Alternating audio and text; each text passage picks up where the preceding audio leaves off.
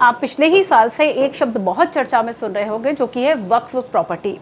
सबसे पहले मैं आपको बता दूं कि हाल ही में चर्चा में इसलिए रहा क्योंकि राज्यसभा में रात में 2 बजे वोटिंग हुई और 128 जो वोट है वह इसके पक्ष में पड़े। बेसिकली वक्फ का मतलब है क्या?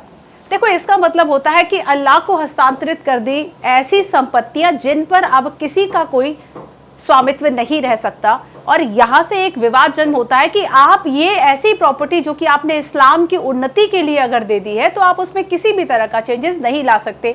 और यहां पर शुरू होती है एक लड़ाई। एक बार वक्फ मतलब हमेशा वक्फ, आप किसी भी तरह का कोई बदलाव नहीं कर सकते। तो इस तरह की जो प्रॉपर्टीज थी वो काफी सारे ऐसे कंसर्न्स पैदा कर रही थी जिनको सुधारना काफी जरूरी था। और इसलिए सरकार वक्फ संशोधन विधेयक 2025 लेकर आई, जो कि लोकसभा में भी पारित हो गया और उसके बाद जब राज्यसभा में गया तो अब राज्यसभा में भी पारित हो चुका है 128 वोट से।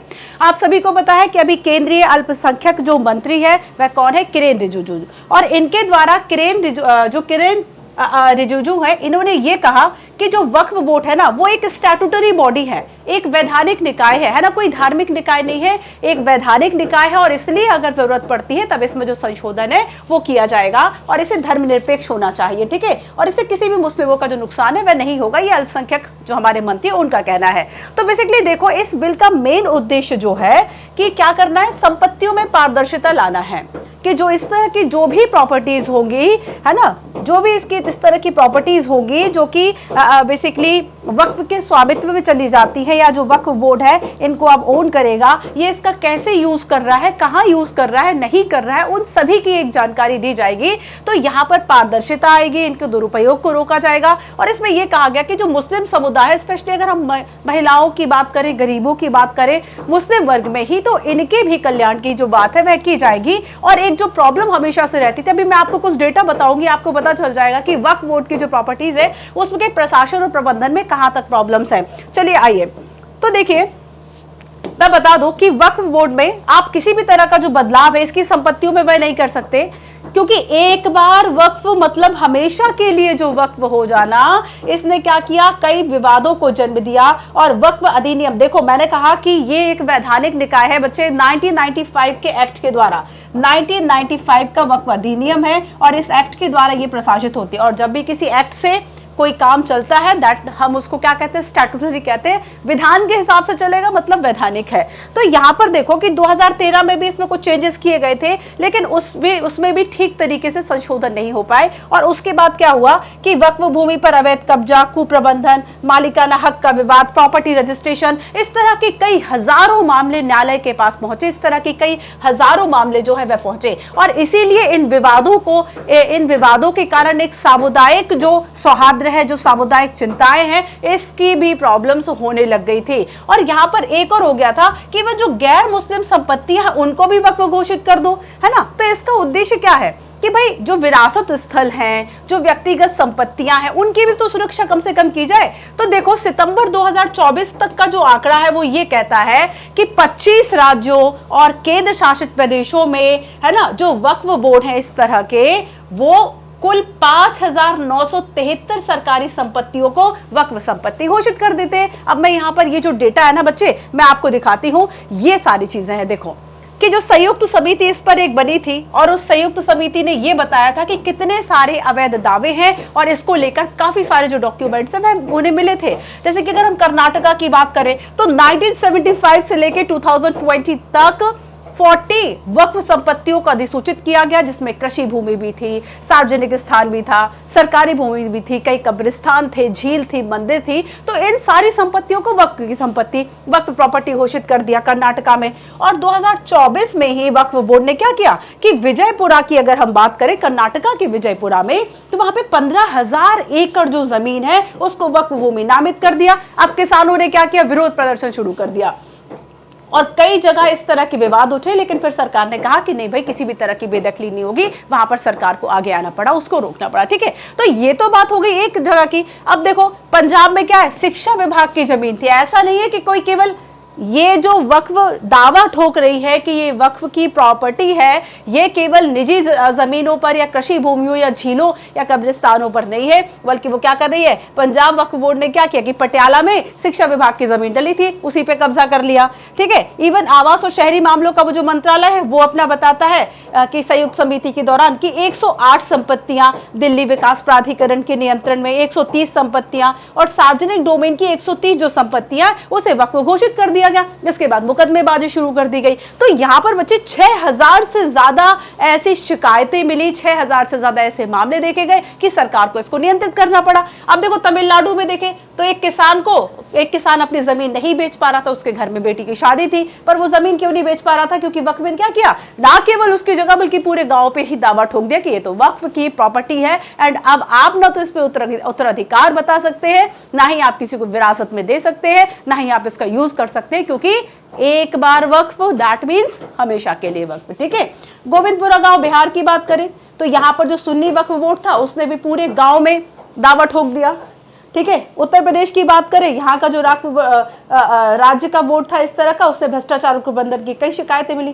केरला की बात करें तो देखो सितंबर 2024 में केरल के एर्नाकुलम जिले में क्या हुआ, 600 ईसाई परिवार थे, इन्होंने अपनी जो पुश्तैनी इनकी जमीन थी तो वक्फ बोर्ड के दावे को ये चुनौती दे रहे हैं। तो ये सारी चीजें फिर इन्होंने संयुक्त समिति से जो अपील है वह की। तो इस तरह के मामले उठे बच्चे, और ये मामले मैंने कहा ना कि इस तरह की अगर हम बात करें तो हमारे जो 25 राज्य और केंद्र शासित प्रदेशों से लगभग 6000 इस तरह के मामले सामने आए हैं, और अब इन्हें ही सॉर्ट करने के लिए ये जो बिल है, विधेयक है, वह लाया गया। अब देखो इसके बेसिकली उद्देश्य क्या है, सबसे पहले ये डेटा का जो सोर्स है वह गवर्नमेंट की ही साइट पीआईबी है, प्रेस इंफॉर्मेशन ब्यूरो। ठीक है, गवर्नमेंट की ही साइट और सारे आंकड़े गवर्नमेंट के हैं, मेरे आंकड़े कोई नहीं है।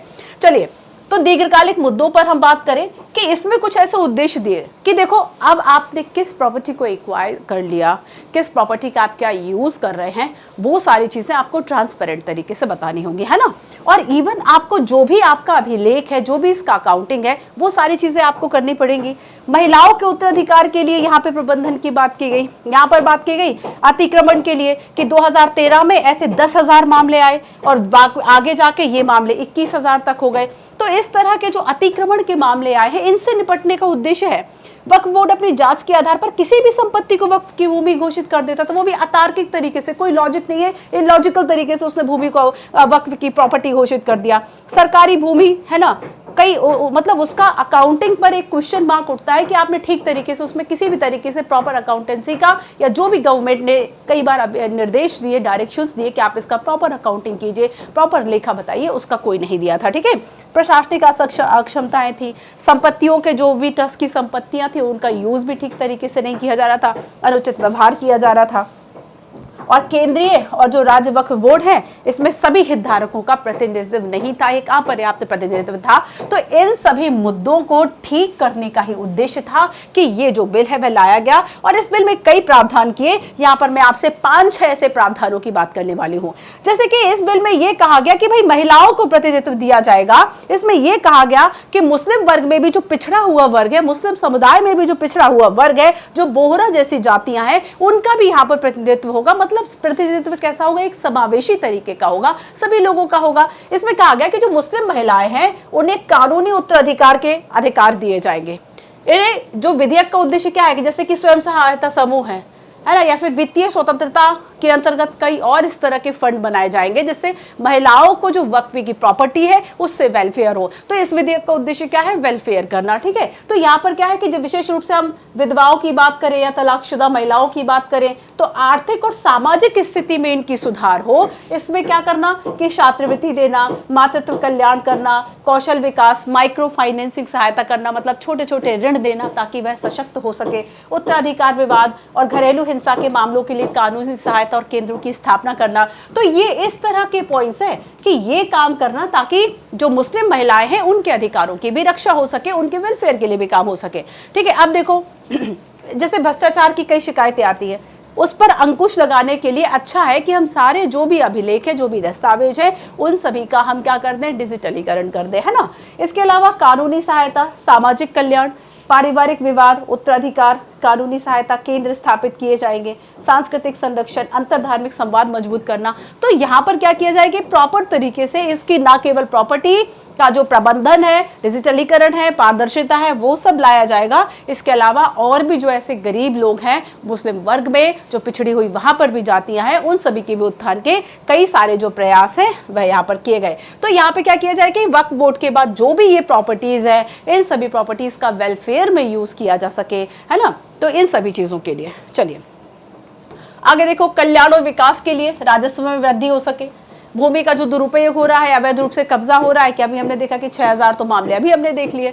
तो वक्फ भूमि का जो दुरुपयोग और अवैध कब्जा है ना, इसको रोका जाएगा तो जो वक्फ बोर्ड का राजस्व है वो बढ़ेगा, और जब राजस्व बढ़ेगा तो वेलफेयर में उस पैसे का यूज किया जाएगा। स्वास्थ्य है, शिक्षा है, आवास है, आजीविका है, ये सारे मुद्दों पर भी फोकस होगा। प्रशासनिक चुनौतियां बहुत ज्यादा है यहाँ पे, कि जो प्रॉपर्टीज तो बहुत सारी हो गई लेकिन उसमें प्रबंधन ठीक तरीके से नहीं है ना, प्रबंधन ठीक तरीके से नहीं है, सभी का यहाँ पे प्रतिनिधित्व नहीं है। तो यहाँ पे कई ऐसे मामले उठ जाते हैं, जो वक्फ बोर्ड है, जो स्थानीय अधिकारी, उनके बीच में किसी तरह का कोऑर्डिनेशन ही नहीं मिलता। इस कोऑर्डिनेशन को बनाया जाएगा, जो सभी हितधारक हैं, जो भी स्टेक होल्डर्स हैं, उन सभी के बीच में भी जो भी संपत्तियां हैं उनको लेके, और जो उनके अधिकार हैं उनकी सुरक्षा को देखा जाएगा। तो ये प्रशासनिक जो चुनौतियां हैं, इनका समाधान भी इसमें किया जाएगा। ठीक है, चलिए साथ में इसमें यह भी कहा का, देखो सोशियो इकोनॉमिक सपोर्ट मिलेगा, सामाजिक आर्थिक विकास होगा, इवन कैसे लोगों का, जैसे कि जो विडो है, विधवा है ना, उन सभी के लिए इनकम का कुछ सपोर्ट मिलेगा। कुछ ऐसे केंद्र बना दिए जाएंगे ताकि वहां से वो अपनी आजीविका को चला सके।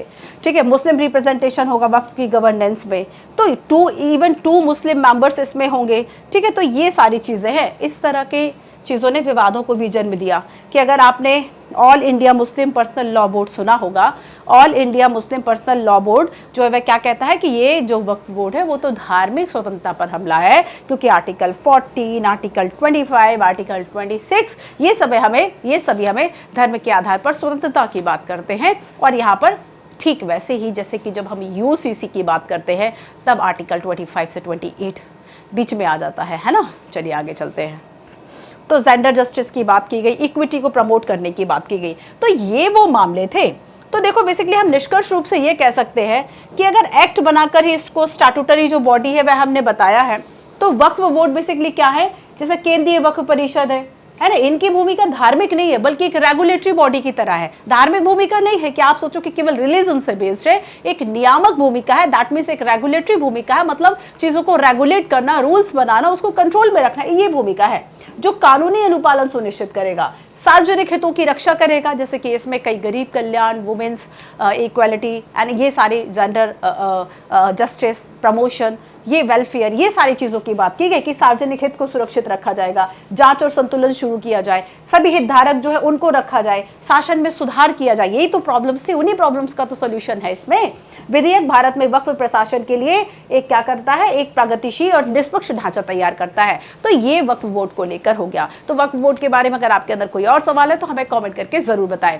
Thank you so much. And एक बात और, ये टेलीग्राम चैनल है @मंजू PW UPSC वाला, जिन बच्चों को लगता है क्लासेस के इन्फॉर्मेशन, PDF नोट, सारी चीजें इसमें मिल जाती है, आप इस टेलीग्राम चैनल को ज्वाइन कर सकते हैं। तो वक्फ संशोधन विधेयक को लेकर 2025 को लेकर आपके मन में क्या राय है, आप हमें कमेंट करके जरूर बताएं। Thank you so much.